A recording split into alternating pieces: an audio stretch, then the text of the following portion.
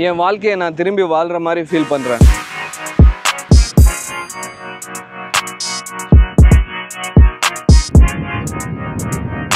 Hello, good morning guys. எல்லாரும் எப்படி இருக்கீங்க? இப்போ நான் வந்து ஒர்க் அவுட் பண்றதுக்காக போயிட்டு இருக்கேன்.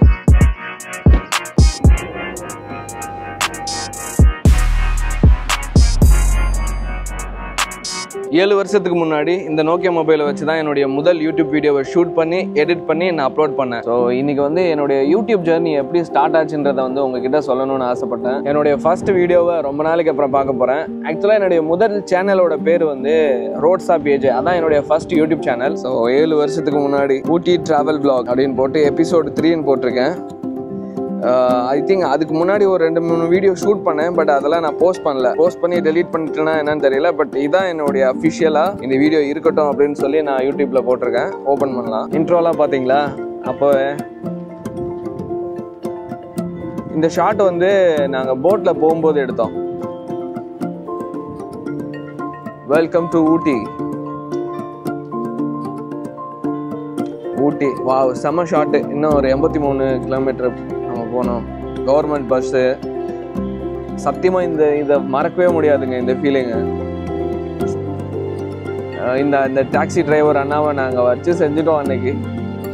நான் தான் போகிற வழியிலலாம் வண்டி நிப்பாட்டி இது எடுக்கணும்னு சுட சுட வடை சாப்பிட்டோம். வேற மாதிரி இருந்துச்சு. டிரான்சிஷன்லாம் பார்த்தீங்களா? இது வந்து வண்டி போகிற மாதிரி ஒரு ஷாட் எடுக்கணும்னு சொல்லிட்டு அப்படியே லைட்டாக வீடியோ ஆரம்பிச்சிச்சு. செம்மையாக இருந்துச்சுங்க. I never forget this experience. இங்கே பாருங்க, ரேண்டமாக ஒரு டான்ஸு. ஏய் ஏய் ஏய் ஏய் அப்பெல்லாம் ரொம்ப ஸ்லிம்மாக இருப்பேன். இப்போலாம் வெயிட் 82. அந்த டைமில் என்னோட வெயிட் இன்னும் ஞாபகம் இருக்குது. ஒரு 54 56. இப்போ 82 கிட்ட இருக்குன்னு நினைக்கிறேன். மறுபடியும் சேம் ஸ்டெப்பு.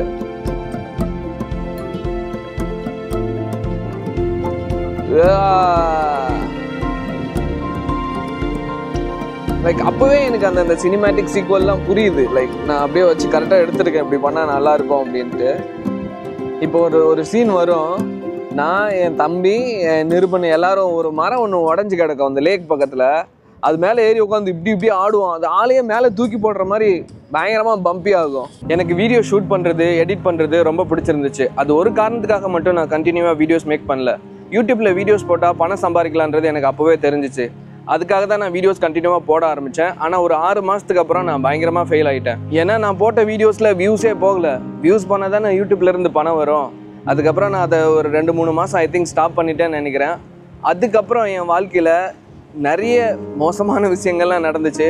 நான் ரொம்ப தனிமையாக இருக்கிற மாதிரிலாம் ஃபீல் பண்ணேன். ஸோ அந்த தனிமையை மாற்றுறதுக்காக 2வது ஒரு தடவை நான் வந்து யூடியூப் பண்ணலாம், எதனா வேலை செஞ்சுட்டு வந்தோன்னா நம்ம மைண்டு காமாக இருக்கும் அப்படின்னு சொல்லிட்டு மறுபடியும் நான் யூடியூப் ஆரம்பித்தேன். ஆனால் செகண்ட் டைம் நான் ஆரம்பிக்கும் போது வியூஸ்க்காகவோ ஃபேம்க்காகவோ இதுலேருந்து பணம் வரும்னு நான் எதையுமே எதிர்பார்க்காம ஜஸ்ட்டு நான் வீடியோஸ் மேக் பண்ண போகிறேன்னு ஆரம்பித்தேன். அப்படி ஆரம்பித்த இந்த யூடியூப் ஜர்னி இன்னையோட 7 வருஷம் ஆகுது.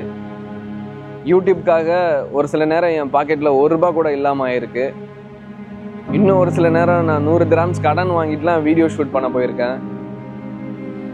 இந்த பயணத்தில் நிறைய இடத்துல அசிங்கப்பட்டிருக்கேன். நான் வேலை செஞ்ச கம்பெனியில் என்னை ஒரு ஆளாகவே மதிக்க மாட்டாங்க. இதெல்லாத்தையும் தாண்டி ஒரு நாள் நம்ம இதை ஃபுல் டைமாக பண்ணணும்னு ஆசைப்பட்டேன். இன்றைக்கி நான் ஒரு ஃபுல் டைம் கான்டென்ட் கிரியேட்டர். இன்றைக்கி நான் ஆசைப்பட்ட மாதிரி நிறைய வீடியோஸ் மேக் பண்ணலாம். இன்றைக்கி என் தேவைக்கான பணம் என் கைக்கு என்னை தேடி வருது. ஸோ இந்த வீடியோ ஜேர்னி, இந்த யூடியூப் ஜேர்னி என் லைஃபையே மாற்றிருச்சு. கனவு பெருசாக இருக்கணும், அதுக்காக இறங்கி உழைக்கணும். அப்படி உழைக்கும் போது நிறைய கஷ்டங்கள் வரும். அது எல்லாத்தையும் தாண்டி நீங்கள் நின்னீங்கன்னா இந்த மாதிரி நீங்களும் ஒரு நாள் இப்படி உட்காந்து பேசுகிறதுக்கான வாய்ப்பு கிடைக்கும்.